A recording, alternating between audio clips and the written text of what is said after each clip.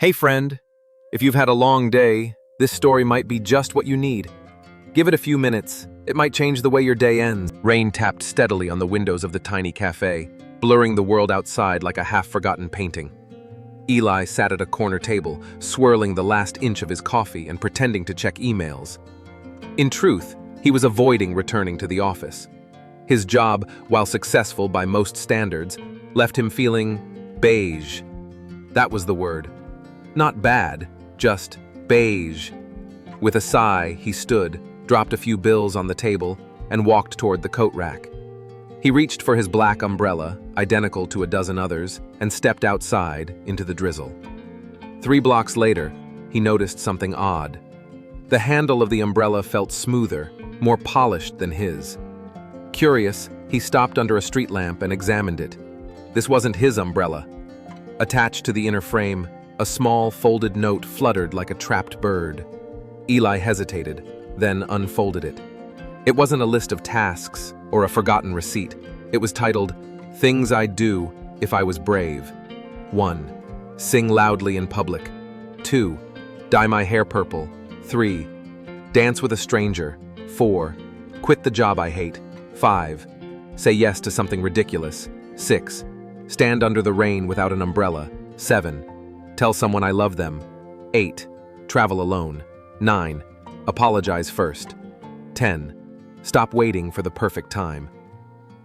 Eli stared at it.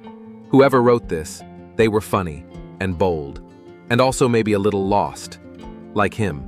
He looked around, half expecting someone to pop out and demand their umbrella back. But the street was empty, except for the sound of raindrops and far-off traffic. He refolded the note carefully and tucked it back inside the umbrella. Then, something unexpected happened. He smiled. The next day, he brought the umbrella back to the cafe and asked if anyone had left one behind. The barista shook her head. People take umbrellas all the time. It's like coat rack roulette. Eli kept the umbrella, but not just that. He kept the list, and then he did something that made even himself blink. He chose one, number 5, say yes to something ridiculous. That Saturday, when his friend asked him to join a last-minute pottery class, Eli, who had never touched clay outside of elementary school, said yes. He hated the first 10 minutes. But then, his hands got messy, his thoughts slowed, and he laughed harder than he had in months. That night, he opened the list again. Number 3 caught his eye. Dance with a stranger. 2 weeks later, at a friend's wedding, he asked an older woman in red shoes if she wanted to dance. She did.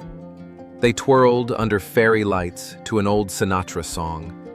It was awkward and beautiful. Eli started carrying the list in his wallet, like a private dare. By the time he reached number 6, stand under the rain without an umbrella, he laughed aloud in the middle of the sidewalk. He waited until a downpour and walked through it like a child. People stared. He didn't care.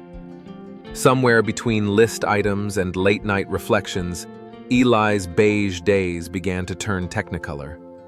Then, one Sunday afternoon, he sat at the cafe again, umbrella resting beside him.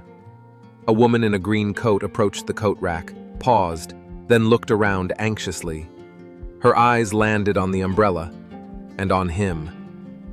"Excuse me," she said. "That looks exactly like my umbrella." Eli stood. "It might be. I think I took it by accident a few weeks ago."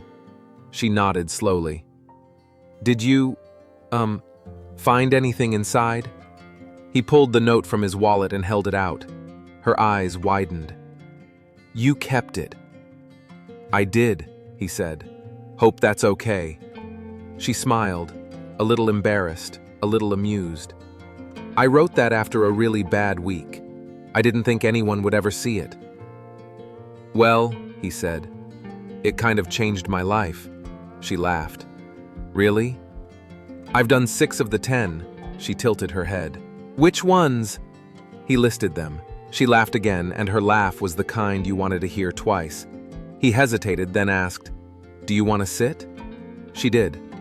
They talked for an hour, then 2. As the rain began again outside, Eli offered her the umbrella. She shook her head.